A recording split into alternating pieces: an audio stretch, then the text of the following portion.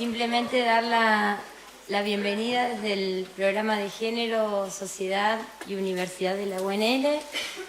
Para nosotros realmente un gusto poder compartir este espacio con la doctora Silvia Amigo y como así también poder estar celebrando este tipo de intercambio con la asociación. Así que bueno, invitarles a que participen. Sin duda las cuestiones de género interpelan a todas las ciencias y la psicología, el psicoanálisis, la psiquiatría obviamente no están ajeno a ellas. Así que bueno, eso, y ahora le paso la palabra para que por ahí puedan presentar.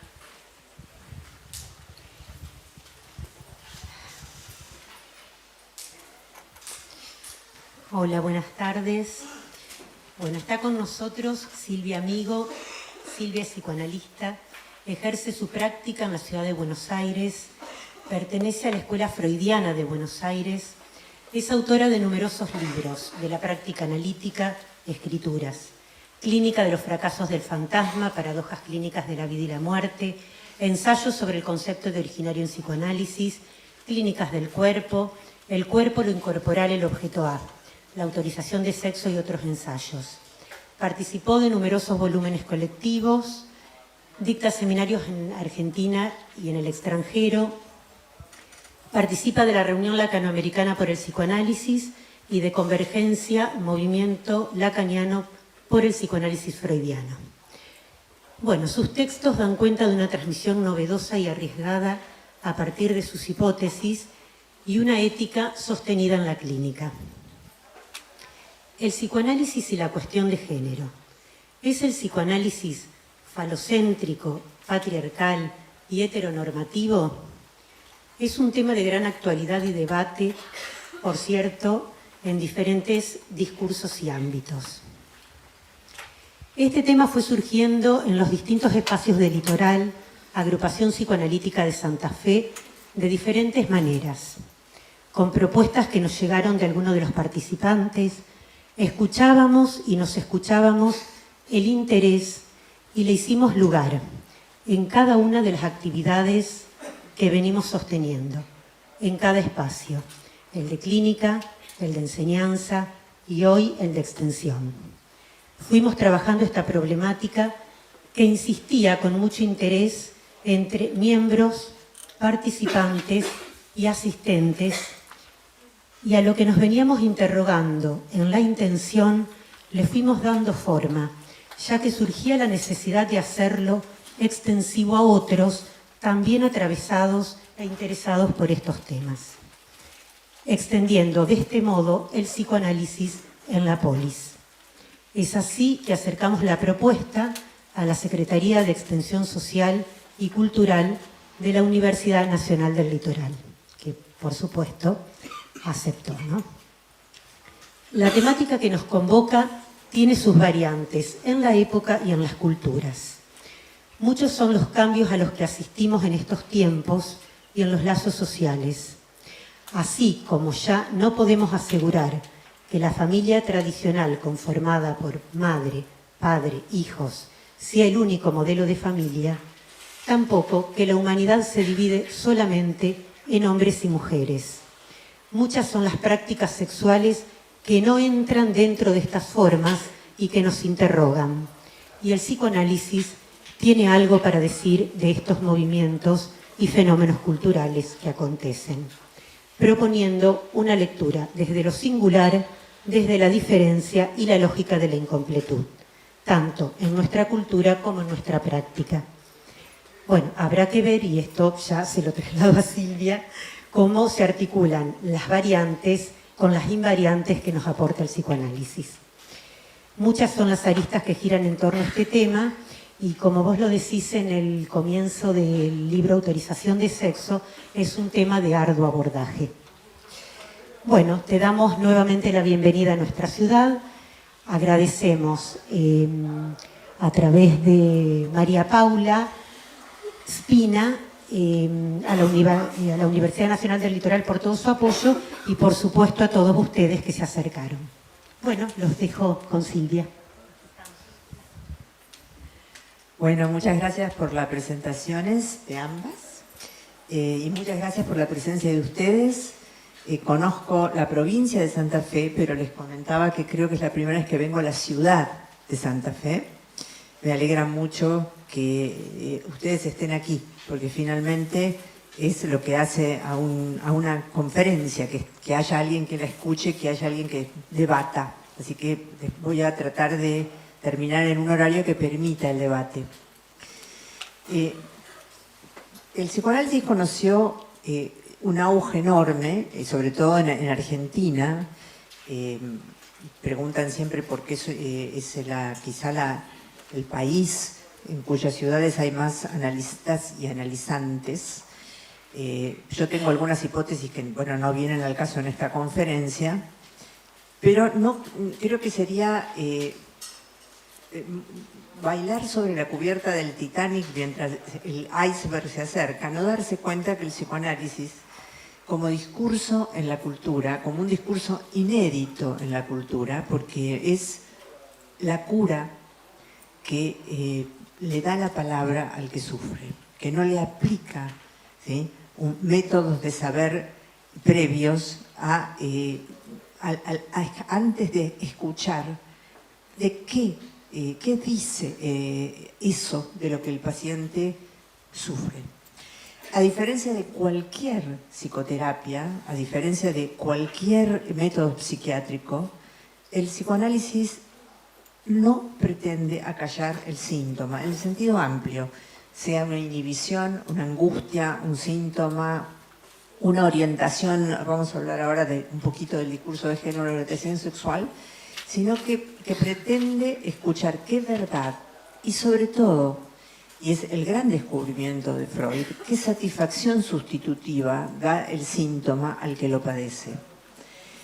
Una vez comprendido, una vez que se deja hablar ese fenómeno, entonces, por añadidura, el síntoma suele, ¿sí?, transformarse de aquello que era lo peor que nos sucedía, darnos cuenta que fue el recurso que tuvimos para salir de una encrucijada vital. Cualquiera que haya leído el famoso historial de Juanito sabrá que la fobia al caballo organizó el mundo de Juanito, más allá de que después, bueno, era bastante incómodo vivir en la Viena con carruajes y caballos, el automóvil apenas existía si uno le tenía fobia al caballo. Pero no voy a hablar del historial de Juanito, pero organizó su mundo y le sirvió. Freud decía, cuando se presentan los espíritus del Averno, no hay que despedirlos sin interrogarlos. Eso hace un psicoanalista, interrogar los espíritus del Averno, no hacerlos callar, ¿sí? Entonces, el psicoanálisis en este momento de la cultura, creo que tenemos que saber, los que queremos dedicarnos al psicoanálisis, que está tendiendo a desaparecer. Lacan decía que tenía temor de que el psicoanálisis desapareciese de la ciudad del discurso, de la ciudad donde intercambiamos palabras, como un síntoma olvidado. Freud también tenía miedo de eso, ¿sí? Y de hecho, las primeras generaciones de post-freudianos transformaron al psicoanálisis en justamente lo contrario de lo que el espíritu de Freud quería que fuera. Él dijo que era una peste que se le llevaba al mundo, pero en el sentido de algo que despertaba, porque justamente le daba ese valor de verdad y ese valor de satisfacción al síntoma.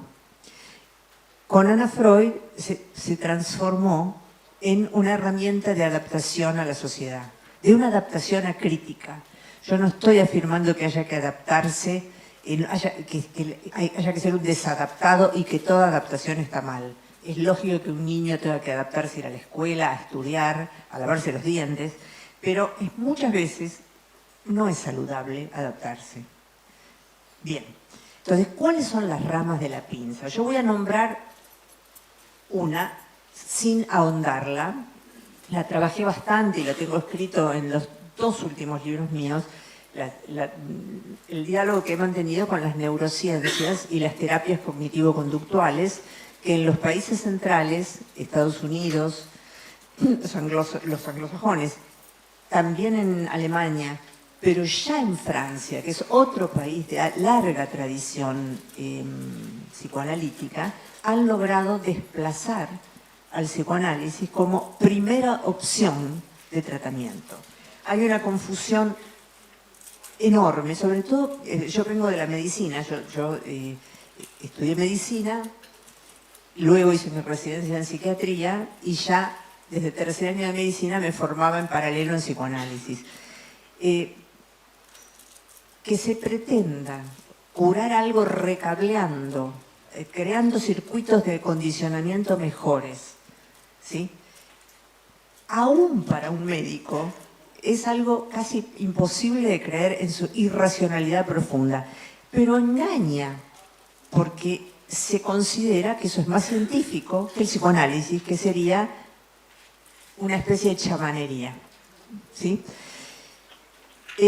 Solamente les digo que Eric Kandel, que ganó el Premio Nobel de Medicina del año 2000, descubrió algo fabuloso a nivel de esa sustancia extensa. ¿Se acuerdan que Descartes, que es el creador de la modernidad, con su pienso, luego soy, y con las ventajas que eso trajo y los problemas que eso trajo? Porque no se puede pensar todo lo real, ¿sí?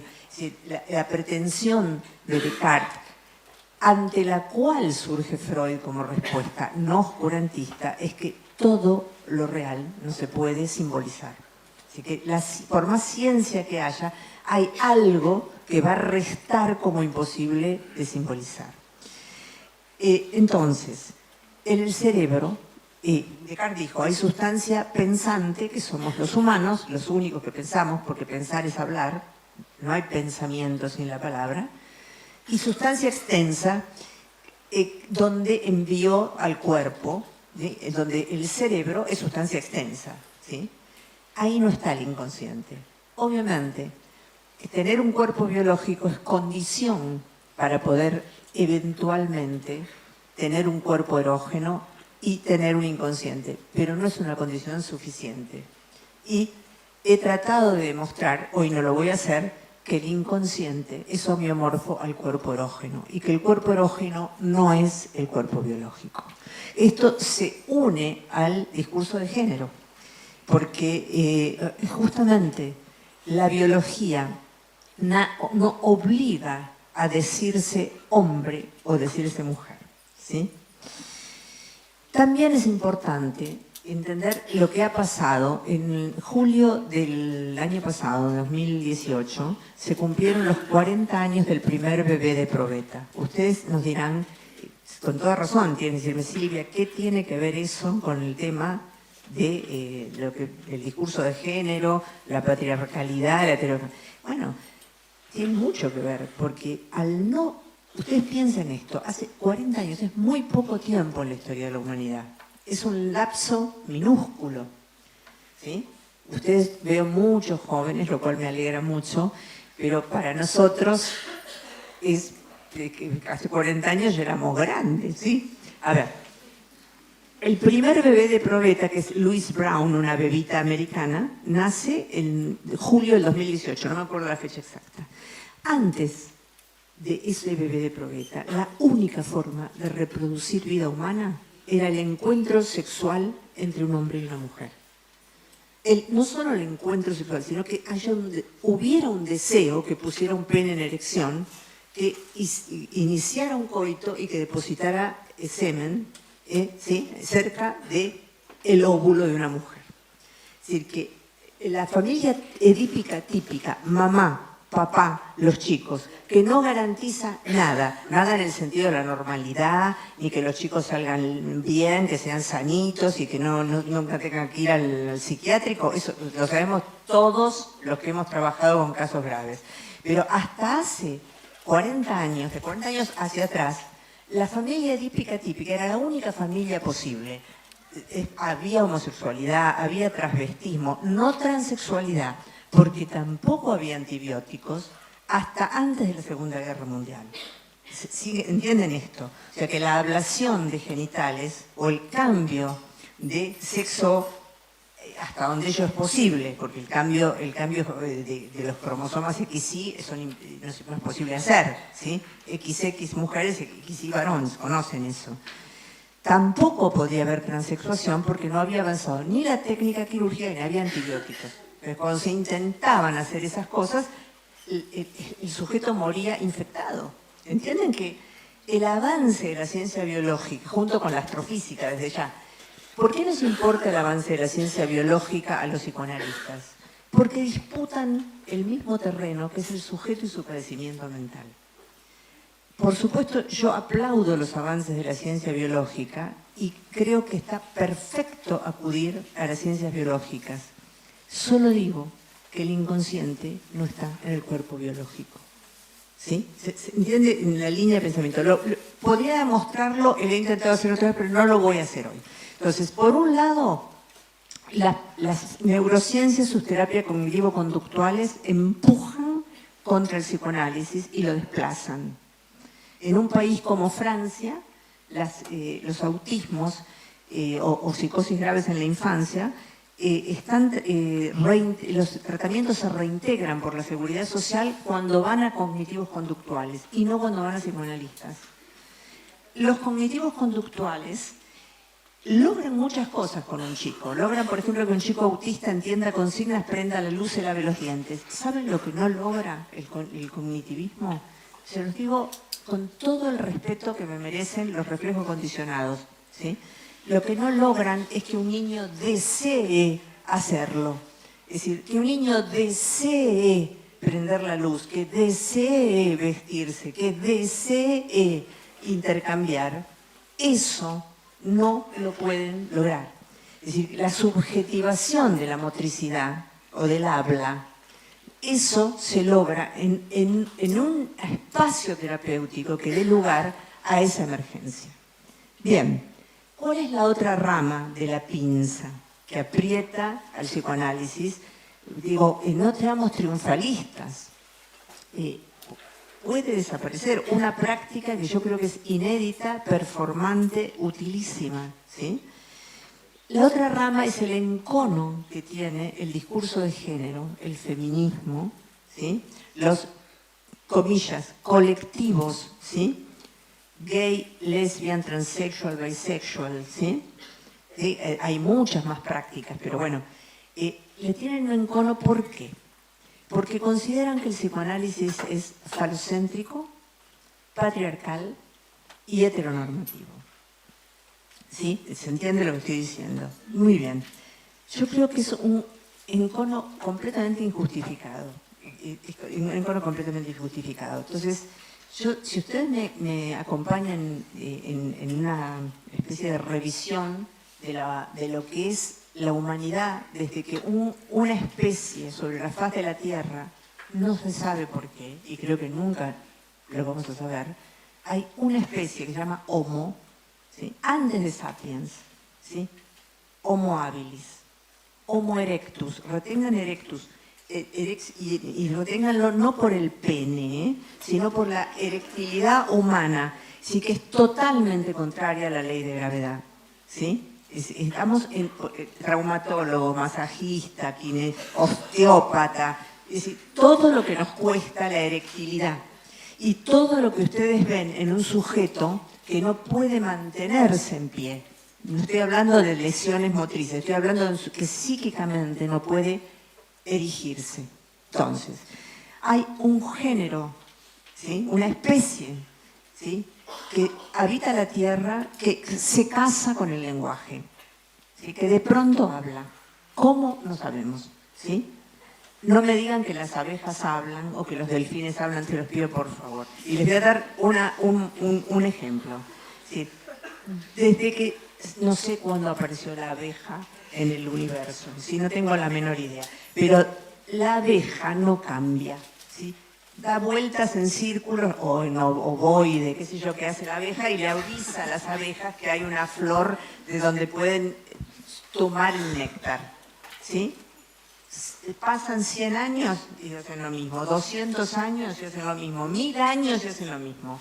Es decir, no hay para bien o para mal evolución. Cuando digo evolución no digo que vaya para bien, también hubo evolución y hubo campos de concentración. A ver, yo digo, el hombre no es igual hace 30.000 años, ¿sí? Paleolítico inferior, que ahora. No digo que sea mejor ni que sea peor. Como habla, ¿sí? Hay cosas que van a ser invariantes.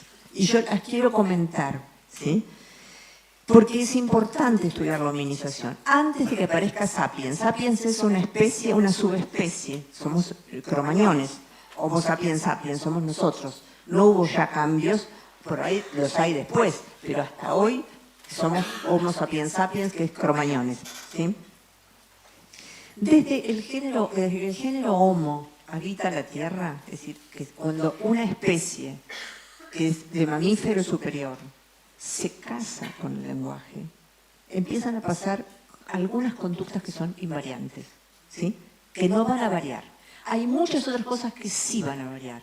Van a variar los discursos dominantes, el modo de ver, de armar o no armar una familia, qué lugar se le da al niño. Hay montones de cosas que van a variar, pero hay algunas invariantes. Entonces yo voy a comentarles esas invariantes. Desde que ese género se casa con el lenguaje, ¿sí? ¿Cómo lo sabemos si no sabemos qué lengua hablaban? Porque la escritura, ustedes saben que antes de la escritura hay prehistoria. Eso no quiere decir que no hubiera hombres que hablaran, es que no había escritura formal. Formal quiere decir escritura decriptable, ¿sí? ¿Cómo sabemos que hablaban? Si van a cualquier museo antropológico y ven piedras cortadas para obtener filo o piedras en forma de punta para hacer una flecha, van a saber que eso exige operaciones de pensamiento. Para armar un instrumento cortopunzante se necesitan operaciones de pensamiento. Y pensar es hablar. Entonces, solo de ver esas vitrinas, si alguna vez van a París, tómense el tren, tomen el periférico, un tren periférico y vayan al Museo Saint-Germain-en-Laye. Y les aseguro que se quedan estupefactos. Si ustedes ven, si razonan lo que ven, que son instrumentos cortopunzantes. 2. La conquista del fuego. El fuego es un elemento natural producido por el rayo, ¿sí? Y detenido por cualquier curso de agua. Río, laguna, lluvia, mar, lo que se les ocurra. Conquistar el fuego, ¿sí? Lo promete a usos culturales. Dar calor, cocer los alimentos, ¿sí? Salvo el sushi, el kepe crudo, ¿sí? Delicatessen, ¿sí? Comemos comida cocida, carne sobre todo cocida, para iluminar, para dar calor y también para cocer el ocre. El ocre es color ocre, es un elemento de la naturaleza. El ocre rojo hace la primera honra fúnebre, otra invariante de la humanidad, ¿sí? El muerto humano, aún muerto, es nuestro semejante y merece honras fúnebres.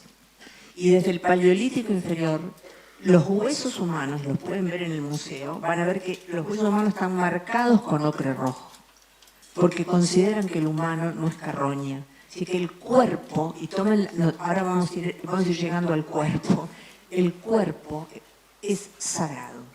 Sagrado no quiere decir que se lo reverencie. Sagrado viene del latín sacer. Sacer quiere decir separado. Todo lo que es sagrado es separado de usos profanos. Profano viene del verbo fainein, que quiere decir lo que se demuestra, lo que se muestra, ¿sí? Entonces, hay algo en el cuerpo, aún del muerto, que hace que el cuerpo del muerto merezca honras fúnebres. Cada vez que la humanidad abolió las honras fúnebres tenemos tragedias, ¿sí? Campos de concentración, desapariciones, o sea, cuando no se puede rendir homenaje al muerto, aún el enemigo, es una invariante de la humanidad, ¿sí? Y luego la gran invariante de la humanidad. Y por favor, ahora va a venir lo del discurso de género, y es la única especie que puede percibir que se necesita algo más que un vientre para armar vida, ¿sí? es el que habla. ¿Sí? Una especie que habla sabe que no basta, ¿sí?, una hembra para hacer un cachorro humano. Ni perro, ni gato, ni nada, pero ni de no mamíferos, ni de aves, digamos. Pero los humanos, porque hablan, saben, pueden saber que no están prometidos en el periodo de crianza, en el periodo de lactancia, estamos hablando ahora de mamíferos, en el periodo de lactancia, si tienen un perro doméstico lo habrán visto, hay un periodo en que el cachorro se alimenta del cuerpo de la madre. Pasado el periodo instintual de crianza, el cachorro tiene relaciones sexuales con la perra, ya cuando es adulto. Y nadie ve nada espeluznante en eso, salvo en Disney, que los animales hablan. Está muy bien, sirven para las fábulas. Está bien, yo le he comprado a mis hijos, ahora tengo nietos, y les sigo comprando libritos donde los animales hablan. Pero no, obviamente si hablan no son animales, ¿sí? Entonces, a ver, los conceptos de madre y padre son conceptos únicamente humanos, ¿sí? Si tenemos un perro doméstico y decimos que los cachorros son sus hijos y ella es la madre, somos nosotros que hablamos, que decimos eso, ¿sí?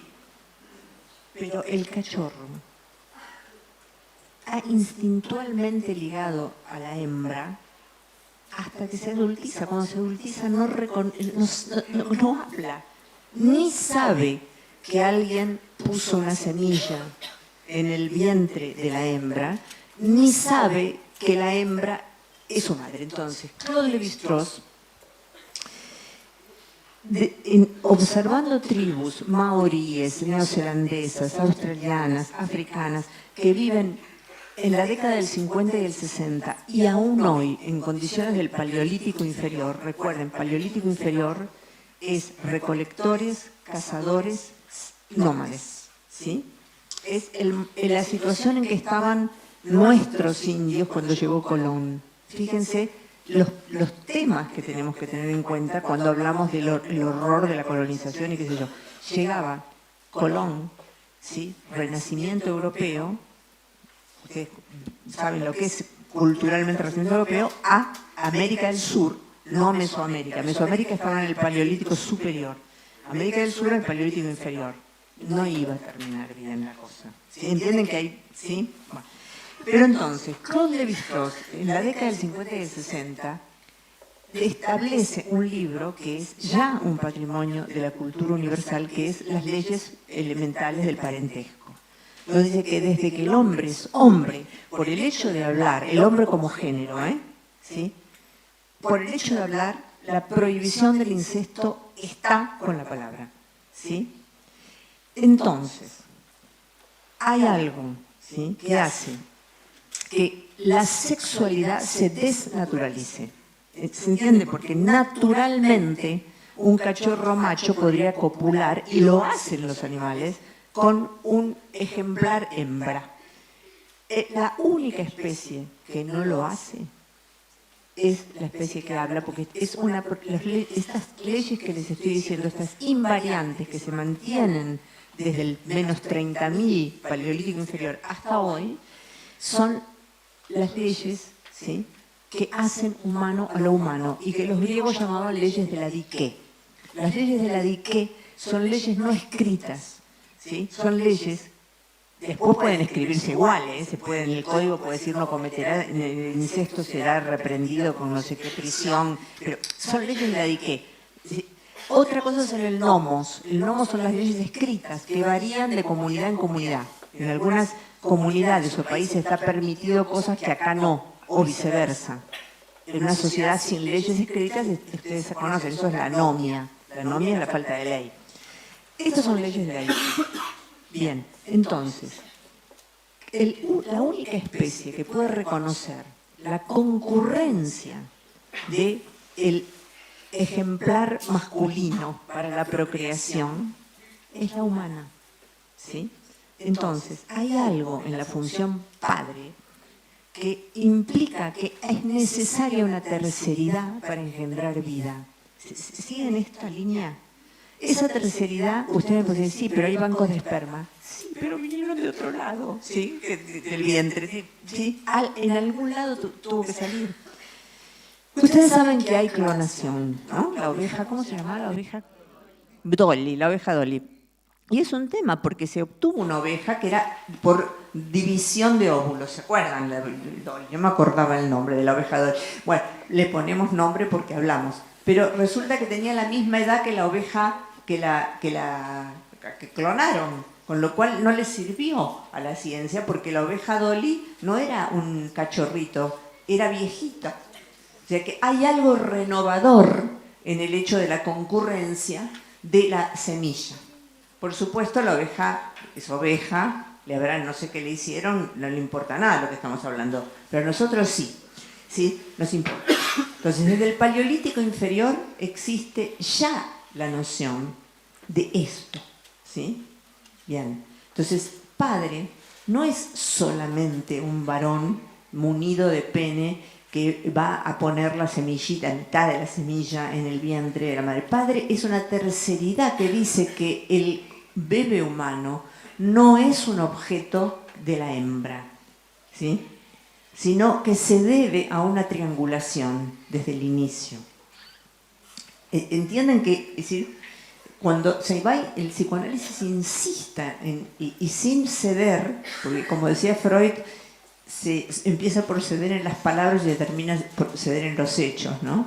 Es decir, hay algo de esa terceridad que va a tener que es nuestra tarea como analistas, ver si esa terceridad va a funcionar en familias edípicas no típicas, que cada vez van a ser más.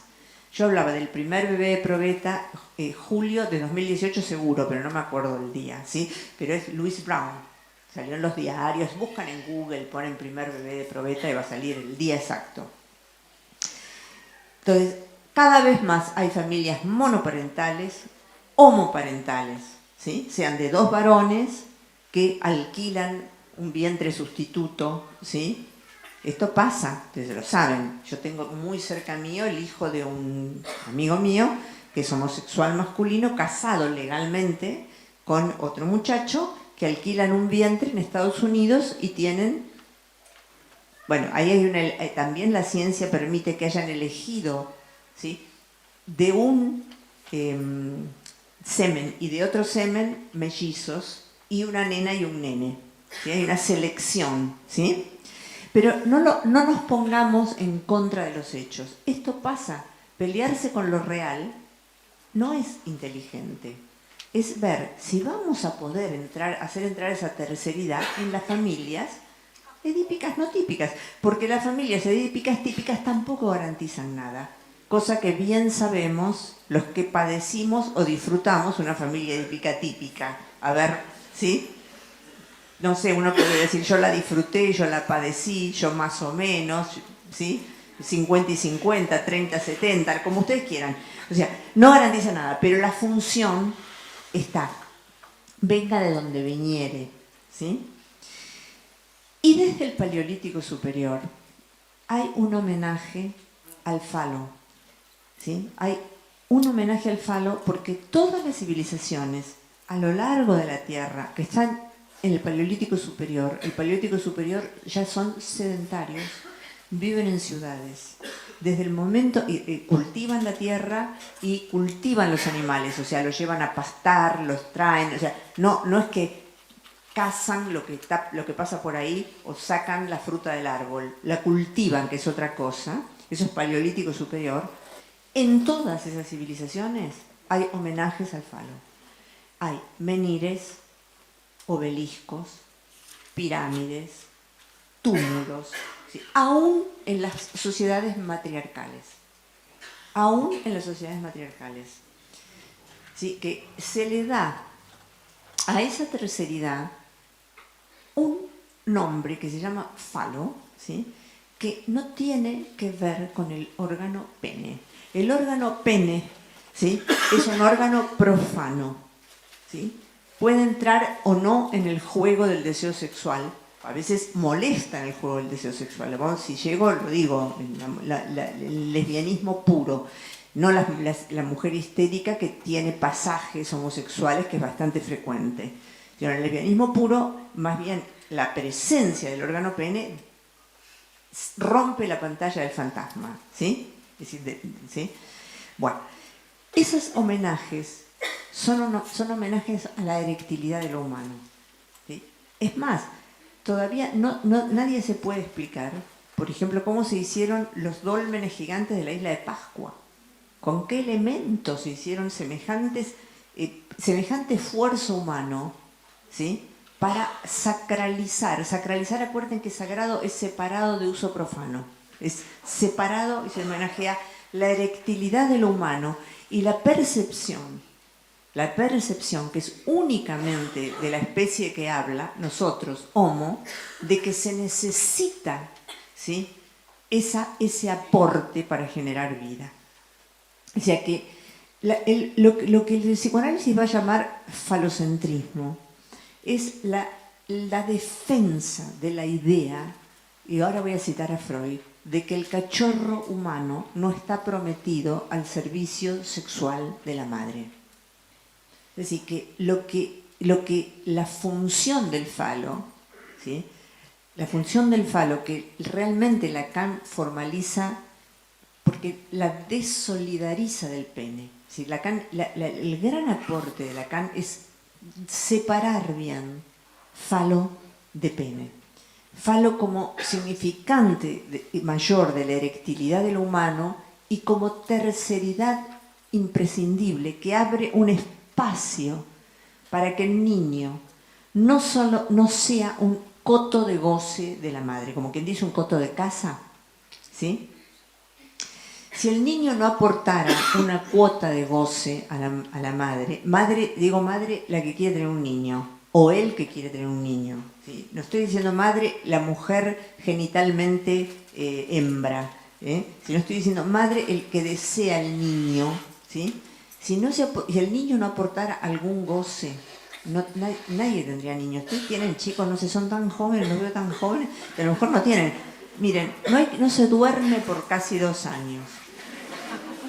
¿Sí? Hay que llevarlos al odontopediatra, ¿sí? Hacerle la adaptación al jardín, fijarse, hacer todas las vacunas, pagar los colegios, llevarlos a los amiguitos, soportar las madres. No sé, sigo, porque es decir, si uno no tuviera algún goce de eso, la verdad es como si dijera uno es masoquista.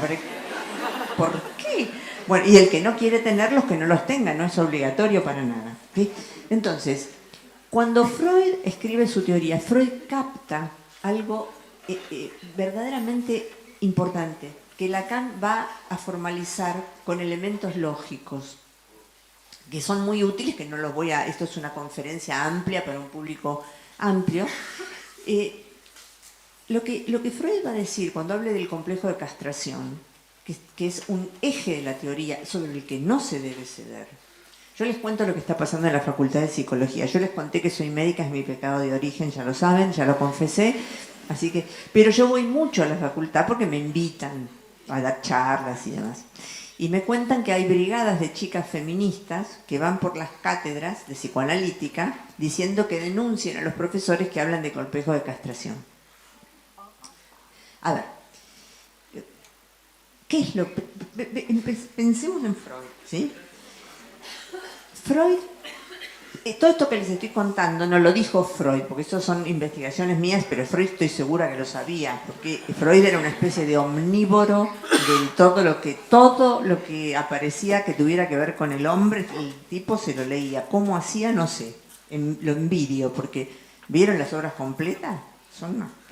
Si uno dice, ¿cómo hacía? Bueno, él hacía. Lo que él percibió es que en los animales, aún en mamíferos superiores, no hay ningún embrollo con la reproducción de vida. En el periodo de celo hay coito y nacen cachorros. Punto. Nadie se embrolla, ¿sí? El mono, el perro, el gato, no se embrolla nadie. Si pescó algo traumático y embrollante en la sexualidad humana, ¿sí? Que hace que cualquiera de los que estamos acá, si van a la lista, le hablen lo que me pasó con mi mujer o mi marido, mi novia, qué terrible, no sé qué hacer. Eso nos pasa solo a nosotros. Pero lo que Freud capta es que hay algo inasimilable para los humanos en el goce del cuerpo. Aún mucho antes de la diferencia sexual, en el goce de comer. Ustedes saben que el reflejo de succión es un reflejo neurológico que se llaman reflejos arcaicos. Ustedes saben que cuando nacen los chiquitos se les toma un test que se llama APGAR. Conocen el APGAR, ¿sí? El APGAR son 10 puntos, como un típico 10. El 10, muy bien felicitado, es si tiene llanto espontáneo, el color de la piel, si no hay meconio en el líquido amniótico, si regula temperatura y si succiona. Es un reflejo. ¿Saben cuándo desaparece el reflejo de succión? Alrededor de los 2 meses.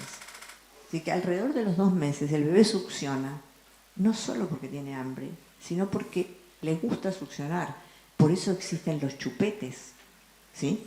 O por eso existe la succión del pulgar, ¿sí? Que no hay chupete para perro. No sé, se inventan cada cosa para perro que por ahí, qué sé yo. Pero es cierto que hay algo de goce del cuerpo que no está en el mamífero superior, ¿sí? Entonces comen porque tienen hambre, copulan en la época de celo, reproducen vida, caminan, andan, solamente tienen problemas intestinales cuando interviene Pavlov. ¿Se acuerdan? ¿Sí? El Pavlov que interviene, ¿sí?, en el animal creando en un reflejo condicionado. ¿Sí? ¿Saben de dónde salió la terapia cognitivo-conductual? Pero créanme porque lo estudié. Yo no critico nada que no haya estudiado. Explícitamente la terapia cognitivo-conductual se basa en el soviético Pavlov, aliado a los laboratorios anglosajones de psicofarmacología, con los que no tengo nada en contra porque muchas veces los psicofármacos permiten trabajar analíticamente. O sea, no tengo nada en contra. No los prescribo jamás por protocolo, pero permiten hacer cosas muy importantes y tranquilizar al paciente para que se pueda analizar. Bien, entonces, la sexualidad comienza mucho antes de la percepción de la diferencia sexual. La percepción de la diferencia sexual, ¿sí?, va a ser tomada recién cuando el niño haga otra cosa que no hace ningún mamífero superior. Ningún mamífero superior se reconoce en el espejo. ¿Saben eso? Tienen un perro, lo ponen frente a un espejo, el perro le ladra al perro que ve. ¿Se entiende lo que digo? Porque ve un perro y le ladra, ¿sí? O sea que la capacidad de reconocer el cuerpo imaginario de uno, o sea, viene como un aspecto relacionado a la boda con el símbolo, ¿sí? Entonces, lo que Freud capta es que en el goce, ¿sí?, hay algo desnaturalizado por el hecho del símbolo, por el hecho de estar en lo simbólico. Y que mucho antes de percibir la diferencia sexual, el bebé humano goza de su cuerpo, ¿sí? Goza de mirar, goza de tocar, goza de gorjear, goza de lalar, más tarde goza de hablar, ¿sí? Y en cuanto entre, ¿sí?, suficientemente en el estadio del espejo, va a percibirse en el espejo con características sexuales primarias y secundarias distintas según haya nacido biológicamente varón o biológicamente mujer. Hay casos de hermafroditismo, ustedes los conocen, los Klinefelter, los Turner, los adenomas suprarrenales que dan hormonas sexuales antes de tiempo, pero son muy raros. Yo les hablo de chicos totalmente normales.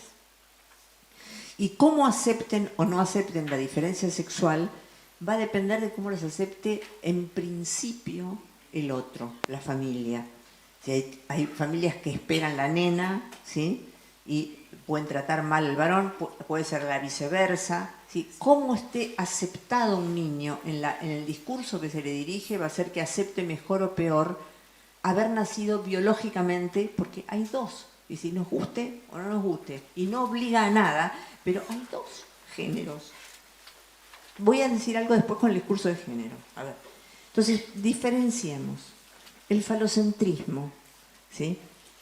El hombre que, aún en sociedades matriarcales como la minoico-miceniana, en la civilización minoico-miceniana, que es una sociedad matriarcal, y algunas ciudades, algunas civilizaciones de Asia, todavía hoy son matriarcales, es decir, la mujer decide con quién va a dormir, con quién va a acostarse, cuando decide tener un hijo y elige al macho, al que habla, lo elige por caracteres que tienen que ver con la cultura, ¿sí? Si es alto, si es bajo, si es lindo, si es jefe, si la va a ayudar, si no la va a ayudar, no lo elige porque simplemente la diferencia sexual lo manda un instinto.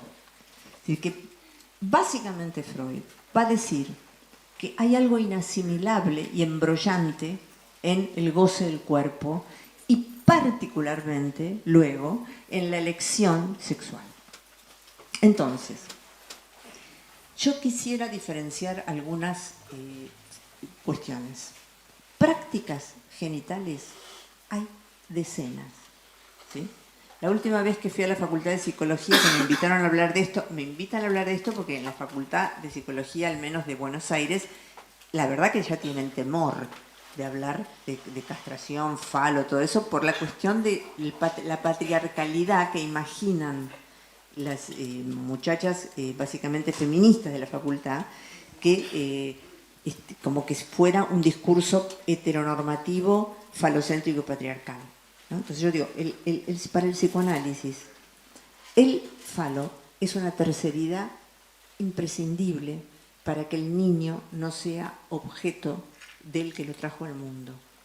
Llamamos madre a quien tiene un deseo de niño, ¿sí?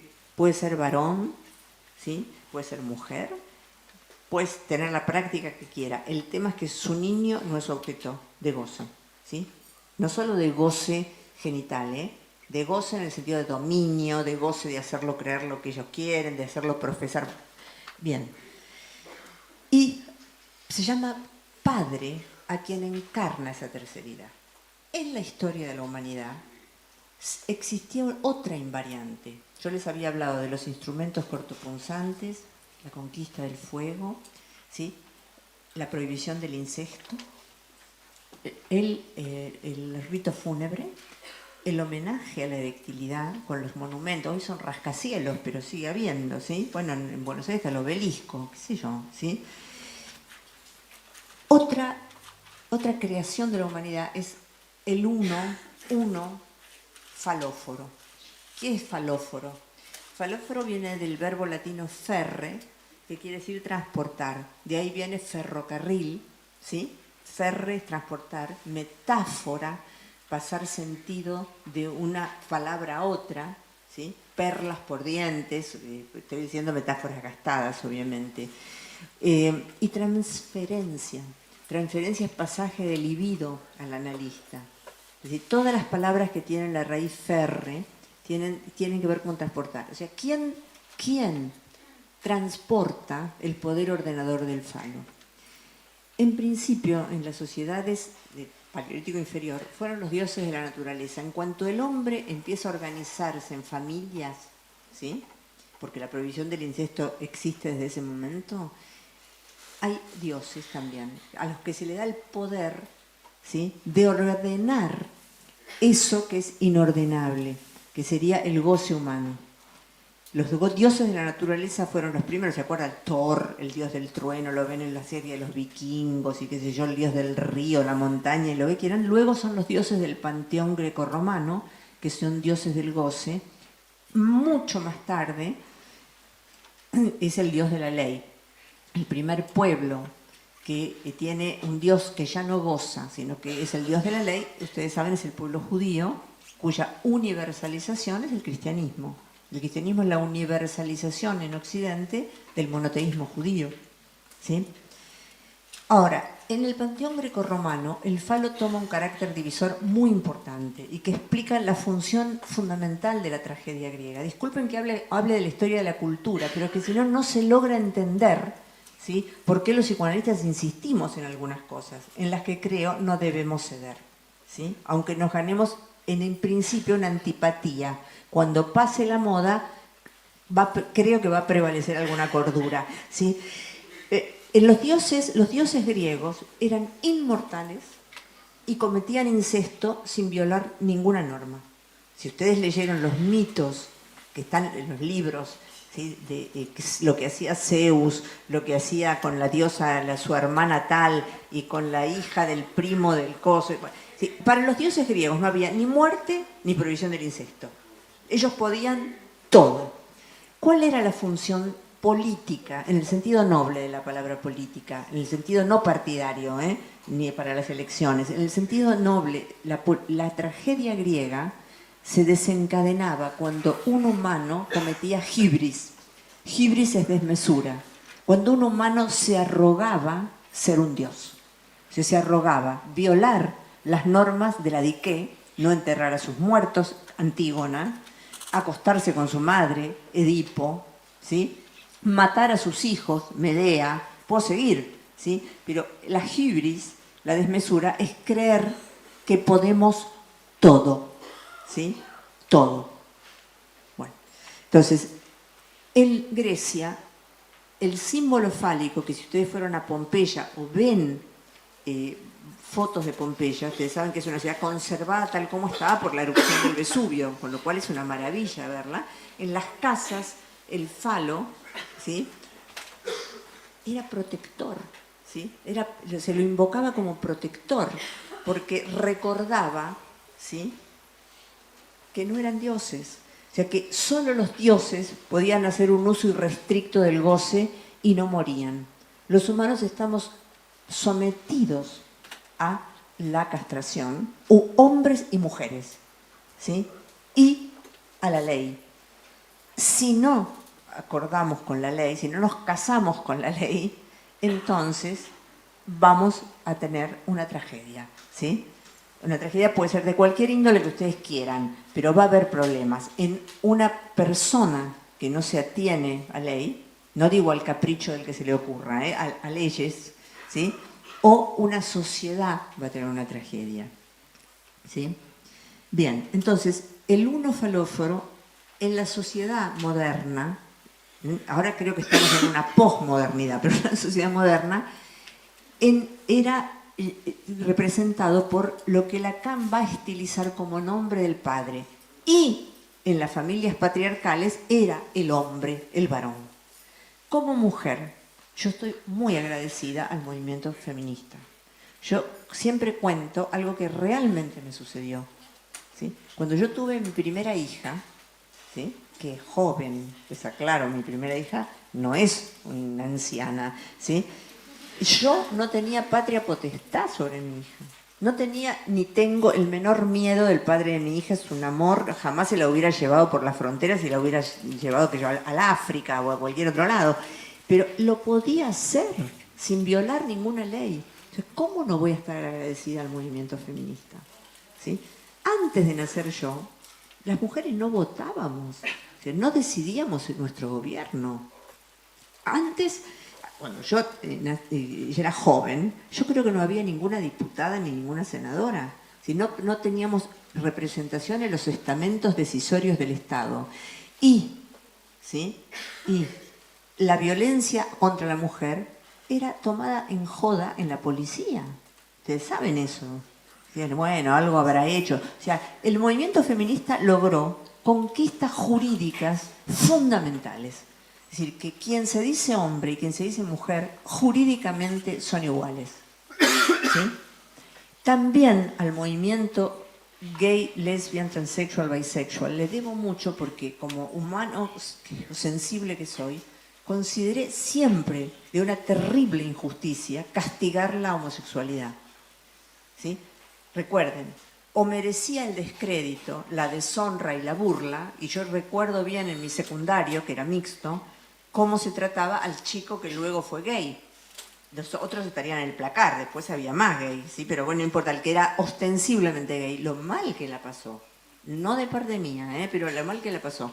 Ustedes recuerdan que Oscar Wilde, porque en Inglaterra era delito penado con cárcel, fue encerrado y obligado a trabajos forzados cuando tuvo de amante al hijo de una duquesa, condesa o virreina, no me acuerdo, alguien de la nobleza, ¿sí? Entonces, la madre logró que lo metieran preso. Y Alan Turing, conocen la historia de Alan Turing fue obligado a elegir entre la cárcel y la castración química.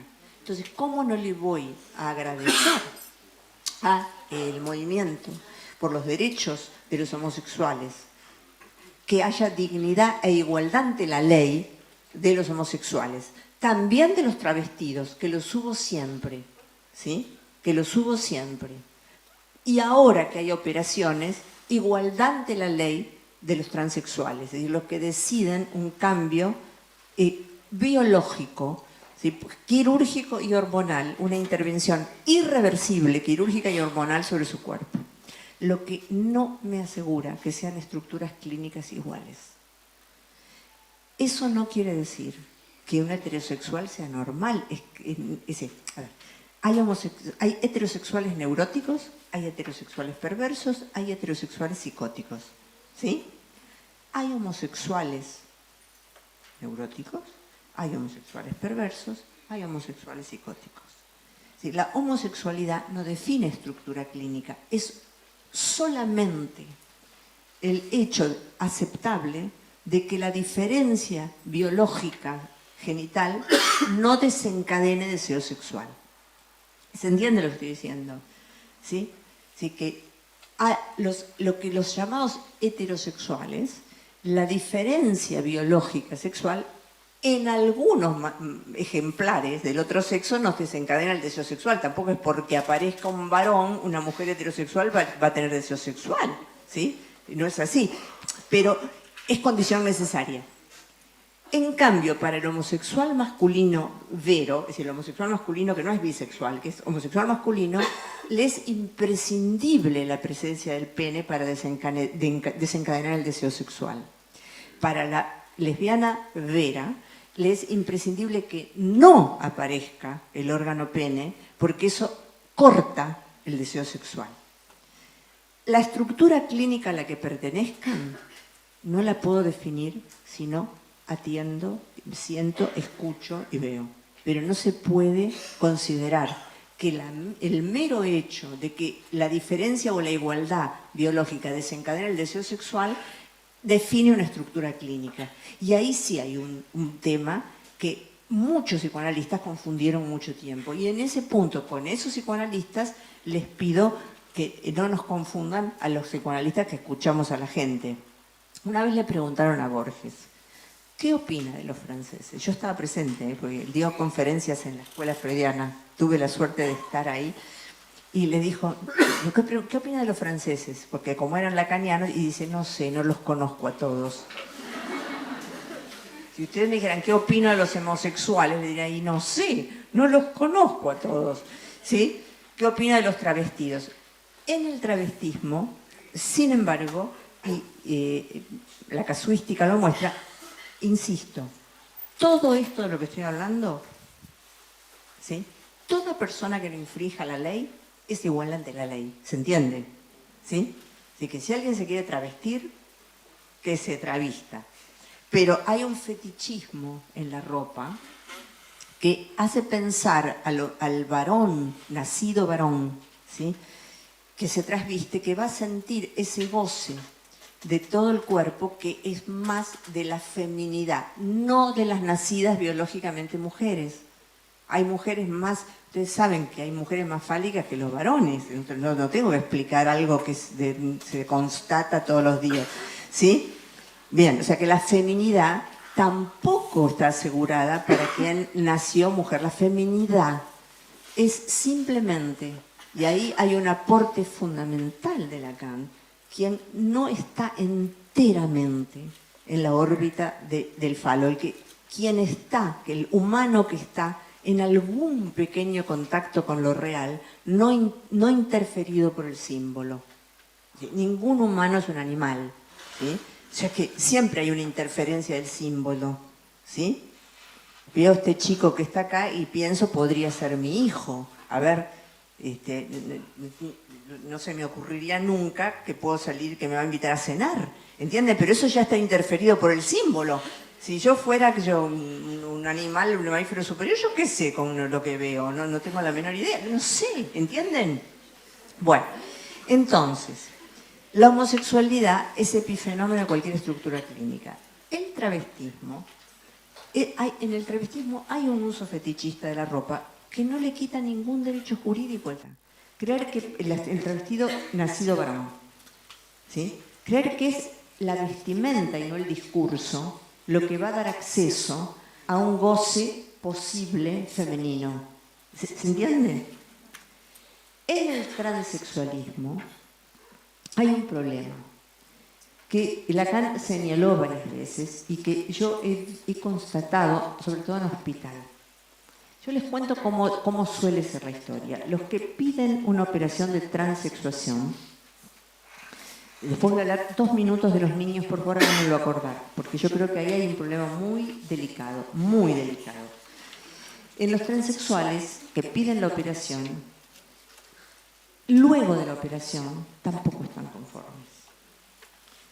Tampoco están conformes. Y suele acaecer que hay un suicidio.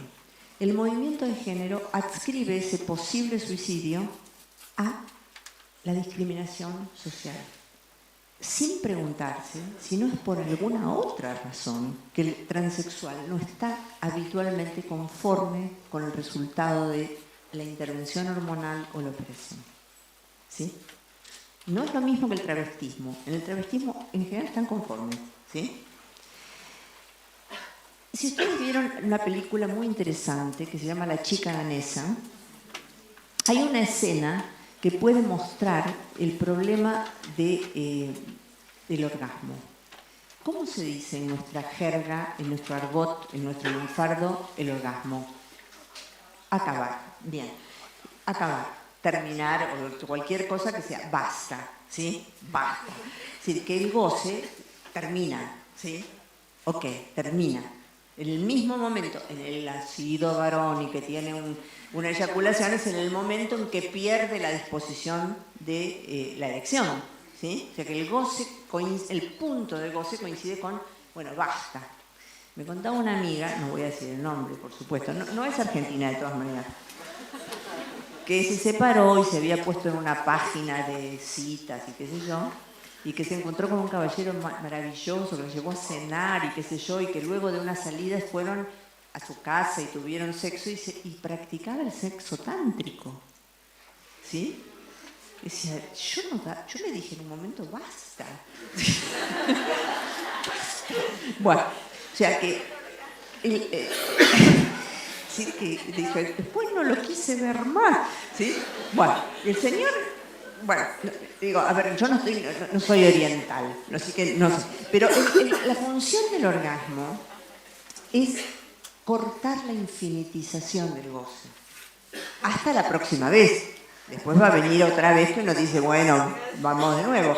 Pero en la película La chica danesa hay una escena que, si la recuerdan, está muy bien, muy lograda, porque a veces el artista logra mucho más que el psicoanalista en el sentido de que con una escena, una pintura, una novela, logra captar algo que el psicoanalista tarda años en formalizar y qué sé yo. Bueno,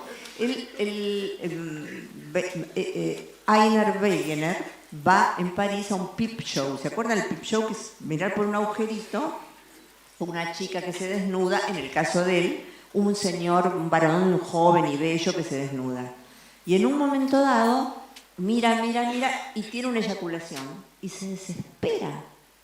Se desespera porque no quiere que acabe e imagina que en las mujeres hay un infinito, ¿sí?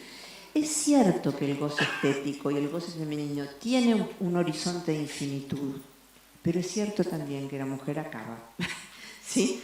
Y si no lo hace, consulta, porque habitualmente no le tiene... Sí. Bueno, o sea, es cierto, ¿sí? No tengo que explicar cosas que saben todos seguro que mejor que yo. O sea, el problema, el malentendido fundamental de la transexuación es pensar que aboliendo el pene se va a abolir el orgasmo, ¿sí? Acabar. Entonces, lo que se va a obtener del otro lado después del pasaje de la operación es un resultado insatisfactorio en la medida en que porque hablamos, acabamos.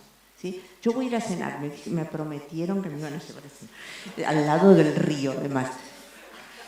Pero yo, seguramente, si es pescado me va a encantar porque me encanta, pero no voy a poder comer todo lo que está en el restaurante. Hay un momento en que debería tener que decir, ya está. Es decir, todos los goces exigen un límite. Al día siguiente voy a volver a tener hambre, eso seguro, pero en un momento voy a decir, ya está. Entonces, derechos jurídicos tienen todas las prácticas de goce que no infrinjan la ley. ¿Sí? Somos iguales ante la ley. No somos necesariamente la misma estructura clínica. Entonces, los colectivos que son necesarios en la vida cívica, porque colectivos feministas, colectivos del discurso de género y demás, son útiles porque han logrado cambios en la legislación, ¿sí? Pero no nos confundamos, los analistas estamos en la singularidad, ¿sí? En el rasgo que hace que cada uno sea cada uno. O sea, que la práctica genital no hace identidad, no hace identidad. Y la práctica sexual es producto de una serie, ¿sí? Complementaria, ¿se acuerdan? Que tiene una conjunción de cómo trató la familia a eso que aparece azarosamente, salvo en el caso de la selección de embriones. En la selección de embriones uno puede hacer un montón de cosas, ¿eh? Puede decidir de qué sexo, puede decir hasta el color de ojos, hay montones de cosas. A mí, bueno, habitualmente si uno no hace ese proceso de selección, uno se atiene al azar, ¿sí? Al azar que hace, bueno, perdón, las experiencias demográficas de selección de niños, ustedes saben en qué desastre terminó. Ustedes conocen que China, en un momento dado, exigió a las familias que tuvieran un solo hijo, porque la población china es como numerosa, no sé cuántos miles de millones, no sé, es un gentío. Yo estuve en China. Entonces, contaban que los que podían pagar la selección de embriones, ¿sí? Tenían varones. Porque en China es una sociedad patriarcal y ahí tendrían que ir los discursos de género a hacer un colectivo, ¿eh? Porque en China las mujeres, y después hubo femicidios de bebas en el interior de China a rolete. Resultado, hay millones de varones sin esposa, que no hay, en el sentido que no hay numéricamente. Se desequilibró el equilibrio demográfico. No se sabe por qué diablos los nacimientos son 50 y 50. ¿Sí? En promedio, si uno toma una década, nacen la mitad de nenas, la mitad de nenes. Biológicamente nenes. ¿Sí? Ahora paso 2 minutos a los niños.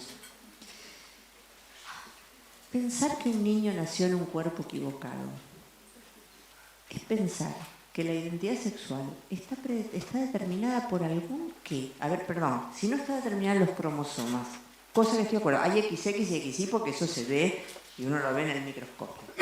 Sí, que no está determinada por los caracteres sexuales primarios, que son los genitales, y los secundarios, que todos sabemos, la barba o la barba, el más pelo, menos pelo, la testosterona, el estrógeno, todo lo que se les ocurra.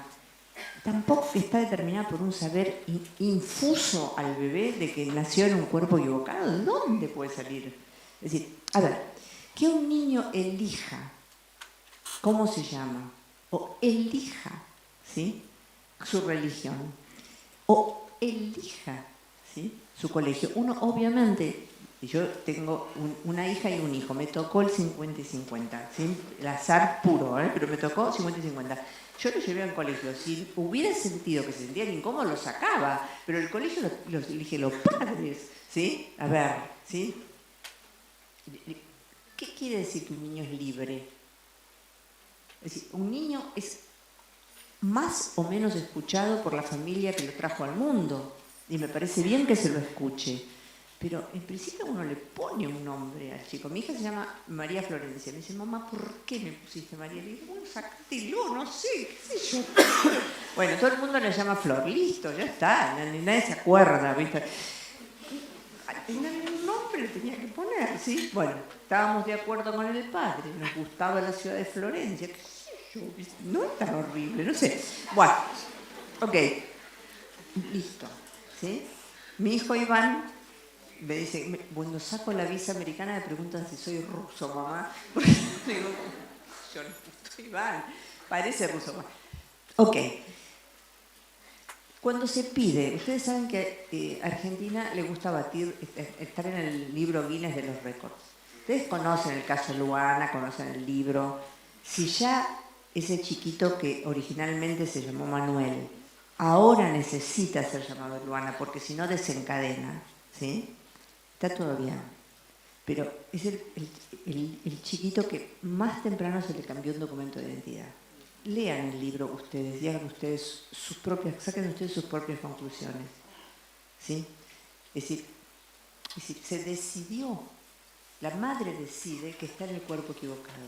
Por supuesto que si un chico, ¿sí?, tiene cualquier problema con su cuerpo, uno lo va a escuchar. Y en eso es el enorme avance del psicoanálisis, es considerar a los niños sujetos de derecho, ¿sí? Entonces uno va a escucharlo, pero ¿de dónde puede salir la idea de que un niño nació en el cuerpo equivocado? Si el cuerpo no tiene que ver demasiado con la biología. Yo tengo un libro entero que se llama Clínicas del Cuerpo, donde trato de demostrar, y soy médico, o sea que conozco la neurona, las dendritas, los órganos, las hormonas, sí, pero soy psicoanalista.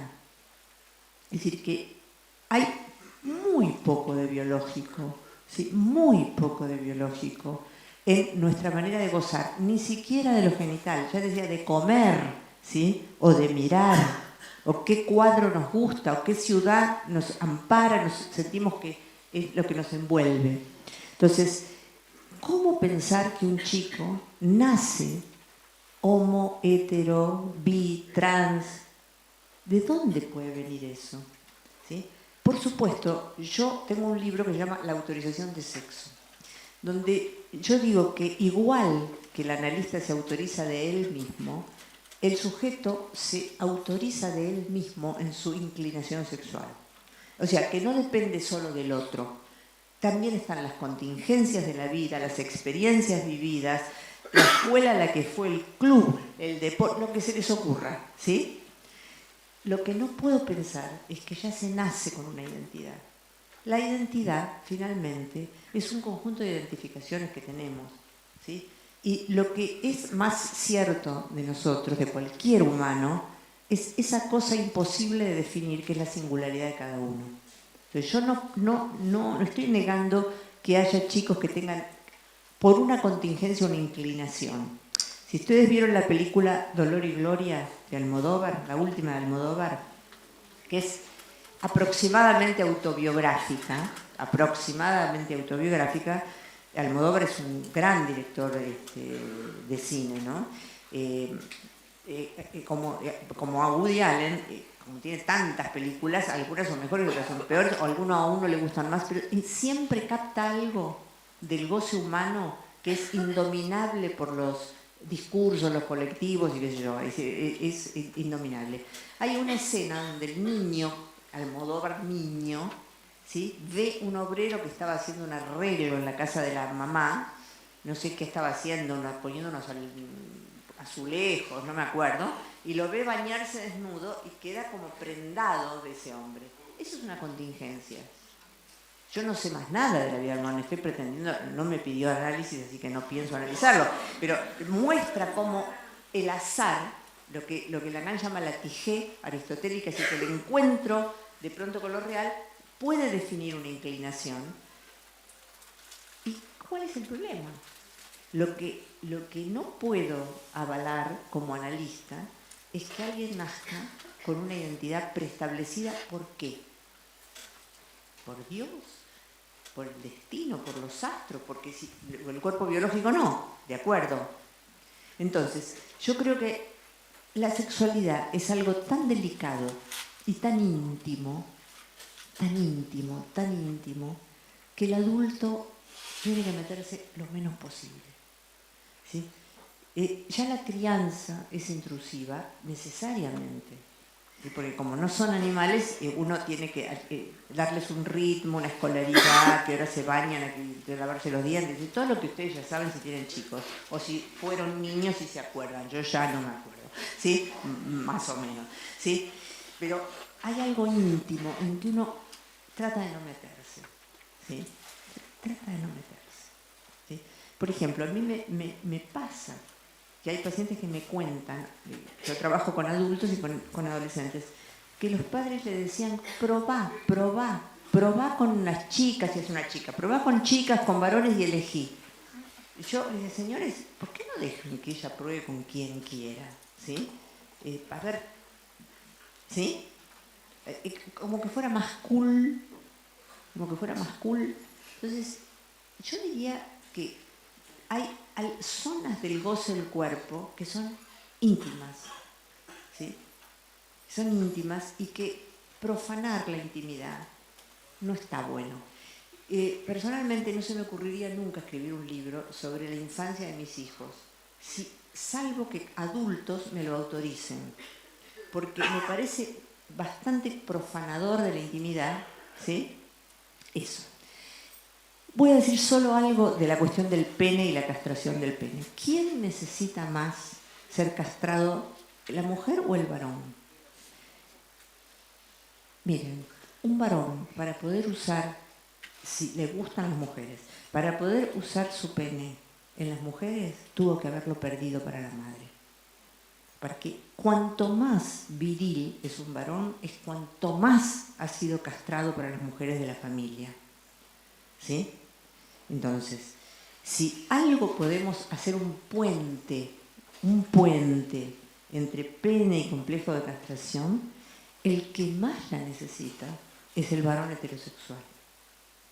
Para poder serlo, si no quiere entrar en ese cuerpo que lo come, porque toda mujer representa la vida, está todo bien, no tengo ningún problema. Muchos de mis pacientes son gente, no voy a dar nombres obviamente, pero son gente conocida en la cultura y son homosexuales y son extraordinariamente gente bárbara, ¿sí? Realmente. Pero en general la madre está detrás de un cuerpo femenino y entonces pueden ser grandes amigos de las mujeres, cosa que las mujeres sabemos muy bien, pero prefieren no incursionar por ahí. Está todo bien, está todo perfectamente bien. Pero si un varón desea el cuerpo de las mujeres, que no es obligatorio en absoluto, es necesario que haya perdido su pene para la madre, la tía, la hermana. ¿Sigo? ¿Sí? Para toda la línea endogámica. Entonces lo gana, ¿sí? Como si lo hubiera perdido y se lo hubieran puesto de nuevo. Entonces, si algún puente yo puedo hacer, el que más lo necesita es el varón heterosexual. Entonces, yo quiero concluir en este punto. Cuando los analistas insistimos en el falo como un organizador, un agujereador de esa posibilidad de transformarnos en objeto de goce de lo que se llama madre en psicoanálisis, es quien quiso tener un niño, ¿sí? Puede ser un varón, perfectamente, como un agujereador de un campo, de un goce que permitiría ser predador. Ustedes saben que con un niño no puede ser predador, ¿sí? Es muy chiquito, no se puede, tiene muy pocas herramientas para defenderse. Lo seguimos llamando falo. Si los psicoanalistas seguimos llamando a esa terceridad de alguien que porte esa valencia de poner un aire entre quien se dice madre y el niño, lo llamamos función paterna, como función matemática, no queremos ceder en las palabras, porque vamos a terminar cediendo en los hechos. Entonces, vuelvo a decir, y es sincero, mi agradecimiento a la igualdad jurídica, incluso a la igualdad jurídica de las estructuras clínicas. Los psicóticos no son menos sujetos de derecho que los neuróticos. Y los perversos que no infligen la ley tampoco, ¿sí? más difícil, pero si no infringen la ley, no infringen la ley. Que haga lo que quieran. ¿Sí? Si es consensuado, está todo bien. Con los niños, yo tengo mucho más reparo. Yo creo que el tejido de la sexualidad es mejor no interferirlo en la infancia. Y la intimidad del cuerpo, tocarla lo menos posible. Es decir, dejar que el niño encuentre su inclinación. Encuentre su inclinación. Bueno, les agradezco mucho la escucha. Sé que he dado conceptos muy generales, pero era una charla ante toda la concurrencia aquí. Gracias y espero sus preguntas, sus comentarios.